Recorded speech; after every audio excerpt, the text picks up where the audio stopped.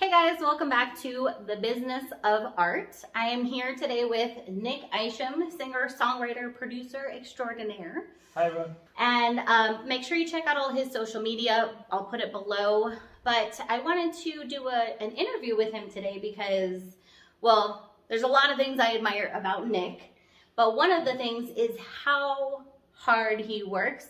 Like, as an artist, sometimes I think people just kind of do a little bit here and there, and then they wonder why they don't really make it. You know what I mean? Have you seen that? Like, yeah. One painting a year, and like, why am I not like making $1 million for my art? Yeah. So one of the things I admire about Nick is that he goes. Like, he is a very, very high producer. He actually has a little saying by his computer that says, "Write music like you play football," because he used to be a football player. Yeah. And that kind of resonates with me. And it's like, whatever you're super passionate about, you just need to do it a lot to become a professional at it and to make it. Right. So I kind of wanted to get your, I guess, in your own words or your own thoughts on that. You've had a lot of success as a musician, and how do you attribute that in relation to the amount of production that you have? Yeah, that's, I mean, it's on my computer, like little, I've got it as like a little note card taped to my computer for a reason. I guess, I mean, you know, I played football. So I played high school and college, for those of you who don't know. And I got recruited out of high school to play Division I football. Played for 4 years. And the work ethic in football is like crazy. It's like, 6 a.m. You're working out, yeah. And then you're going to film, and then you're going to practice, and then you're going to another film room. And then, like, it's like all day long. You're constantly putting hours and hours and hours and hours and hours into the craft so that you can play 10, 12, 16 games, out of the entire year. And the rest of the year you're practicing and you're putting in hours and hundreds of hours of practice and watching film and all that stuff. So, I mean, for me, the way I saw it when I stopped playing football and took on music, I was like, a lot of these guys that I'm essentially competing against, but that I'm sharing the stage with, the Ed Sheerans of the world that I aspire to be like, the Ryan Tedders of the world, they've been doing this since they were 4, yeah, 5, you know what I mean? Like, I haven't. I started when I was... A little late start. Yeah, I started like 6 years ago or something like that, yeah. 7 years ago. So I was like, I better put in like even more so, like all that time that I was putting in football, like I need to like really like, this isn't like by accident that these guys make it. They've been doing it for years. They practice all the time. This is all they do. They write hundreds and hundreds of songs. They play guitar for hundreds and hundreds of hours. So for me, I was like, I need to, basically just that football mindset of like, I'm going to show up and I'm going to work. I'm going to show up at 6 a.m. and do my training and do this and do this. Now, I'm not necessarily writing at 6 a.m. I'm writing music at 6 a.m. Yeah, you can keep your own hours. Yeah, exactly. Yeah. So it's a little different hours, but I am putting the same, that's just kind of how my mind works really too, is like, I have to put that much time in. And, which I'm fortunate for, I love it. Yeah. I mean? Like I want to put that much time in. I could sit there for hours and hours and hours writing music and coming up with new melodies and new lyrics and stuff like that. And just forget about time completely. So for me, it's like, it's just it's that, and just the muscle, I mean, the art, as much as people want to be like, oh, I'm inspired, like, and that might be some people's thing, and I've got nothing on that, like, if that's some people's thing, like, oh, I can't do anything until I'm inspired. I'm like a working guy. Like, I'm gonna write 500 songs, and a couple of those hopefully will be pretty good, you know what I mean? But like, I'd rather do that than just sit around and wait for, inspiration to hit. I'd rather write 500 songs, maybe 400 of them are crappy, but a few in there might be pretty good. So yeah. Okay. And just so you guys know, Nick has had literally music placed in some pretty big movies and like quite some success. And I find it interesting. You've only been doing this for 6 years. You might not have the answer to this, but just give me an estimate of how many songs in that time you've released. Not just written, but actually like released, like you can go get them on iTunes.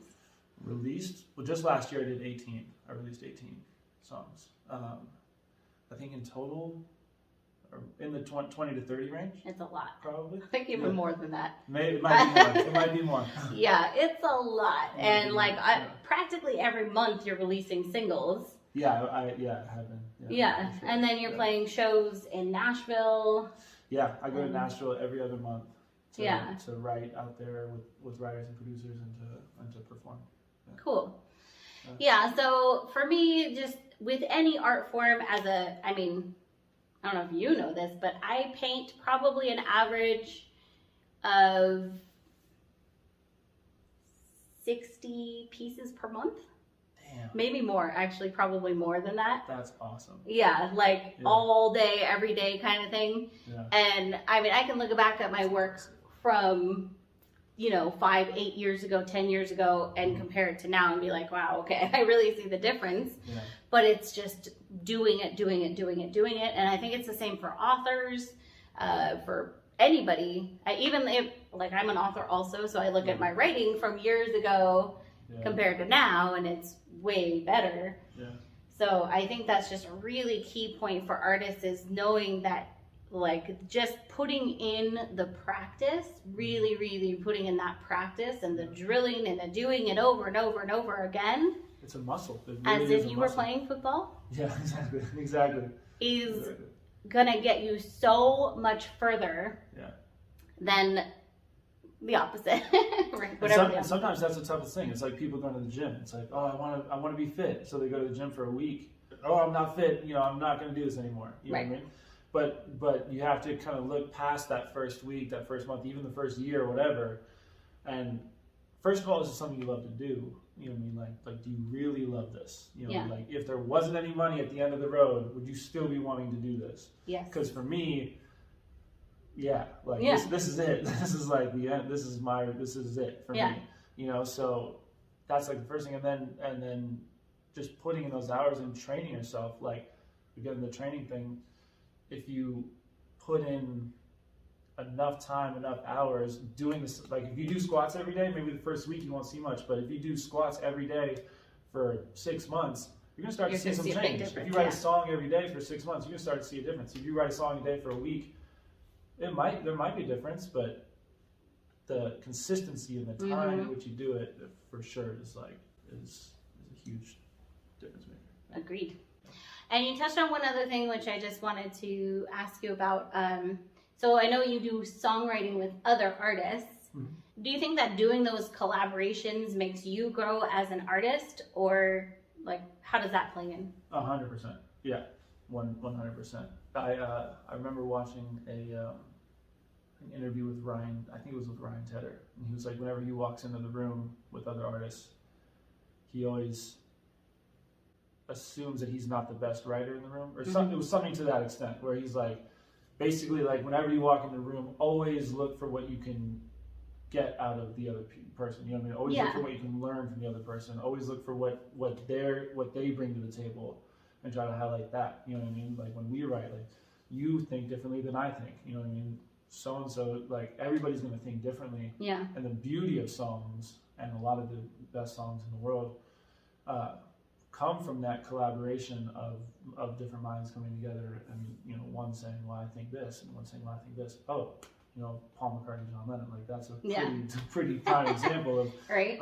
And then as we talk about, like, trying to beat the line, can we beat that? Like, if John Lennon shows up with Imagine, what's Paul McCartney can come back with, Get Back, or whatever it is, like they're always trying to one up each other, but also when they get into the room together, that same kind of sparks kind of start to fly and start to get real special stuff. So I love writing with others, and it's always, sometimes you come across gems writing by yourself. Like, I've written some songs I'm really proud of on my own, but writing with different people is awesome.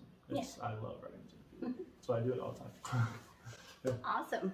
Well, I've talked about collaborating with other artists, or other YouTubers, so I highly recommend it. So, guys, be sure to please check out Nick Isham across his social media platforms, and let me know down below in the comments if you guys have any questions for him, or anything else you would like to see me interview him on. Let me know. And we will see you all next time. Yeah. Bye, guys.